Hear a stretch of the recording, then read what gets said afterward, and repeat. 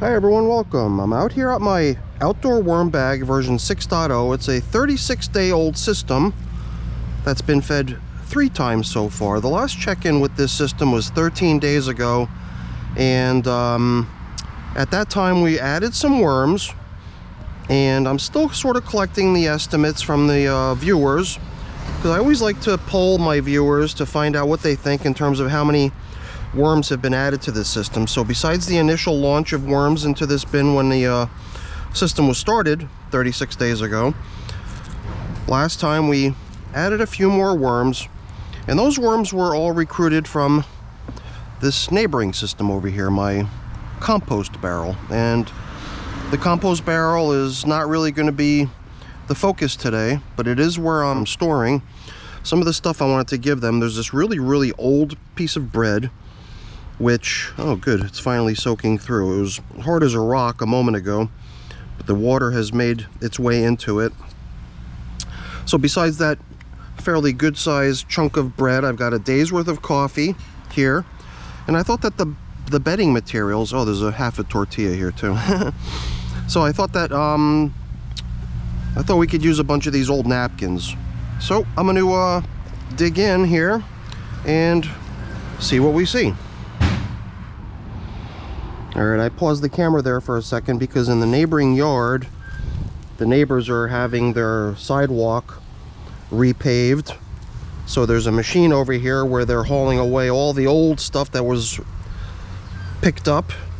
So there's a whole bunch of racket coming from the neighboring property. And I can sort of hear the machine, the front loader, bucket truck, whatever it's called.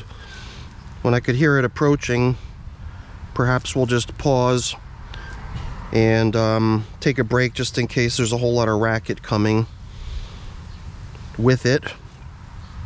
So the last time we fed, I had this block of pureed chestnut, and it seemed like the sort of stuff that the worms would probably be able to do away with quite quickly. The stuff was dropped in right in the middle over there, and I guess here and there I'm spotting some worms. But my guess is that they probably came in here and consumed the food and kept on going. But then again, the stuff that I'm encountering right here is sort of pasty, which would suggest that maybe we've actually got leftovers. Interesting. This right here is the stem of a Brussels sprout plant. And as far as other leftovers go, I'm not sure what else we're going to encounter. But you know, before we drop in today's food, why don't we just do a quick exploratory tilling up of the material throughout, kind of blending in different materials and stirring stuff around. With these fabric bags, sometimes I worry a little bit that the edges might grow a little bit dry. However, this bag is protected from excess. Oh boy, I'm not sure if that noise is coming through. I would think it is. Apologies. But I'm gonna see if I could just muddle through and we'll just deal with the noise. I know my camera has some sort of noise filtering feature, but I think it's more meant to exclude wind noise, not machine noise.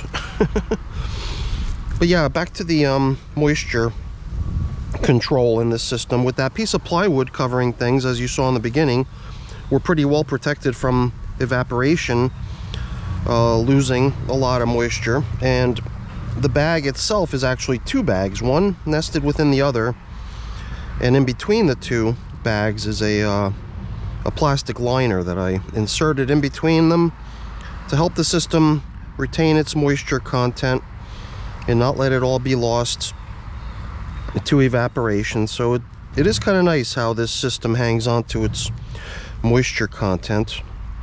So we've kind of gone all the way around at this point, and as far as I could tell, everything feels really nice in here. As far as moisture content, I definitely see worms almost everywhere, almost every handful. And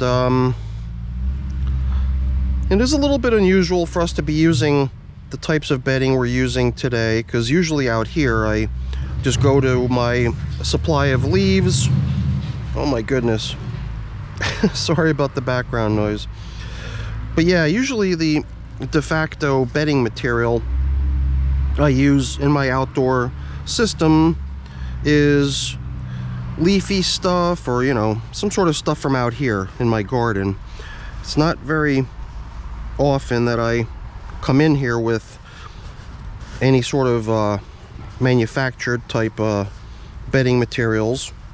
I mean, it's not that I don't ever do it. I mean, I have definitely done it in the past, but it is more of a exception rather than the rule. So we had this old coffee filter sort of resting out on the top surface. It was our so-called feeding zone indicator, which we have a replacement for today.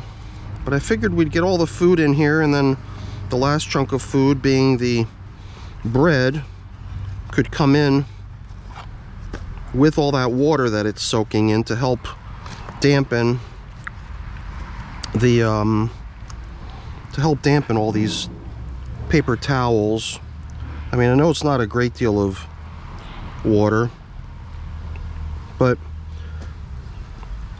hopefully it's enough to help that bedding material get damp enough so that the worms feel comfortable cruising around in that bedding material. So the last thing is a couple days worth of coffee. If you're like me, you'll just leave the coffee from the day before in the filter and just add more if there's still space for it, and only pull out the full filter at some point a couple days in.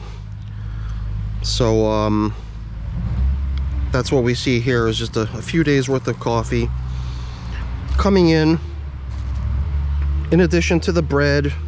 Oh, let's not forget this piece of leftover food too, this stalk of Brussels sprouts. And that's pretty much our feeding with a tremendous amount of background noise, which I would have to guess you're probably able to hear.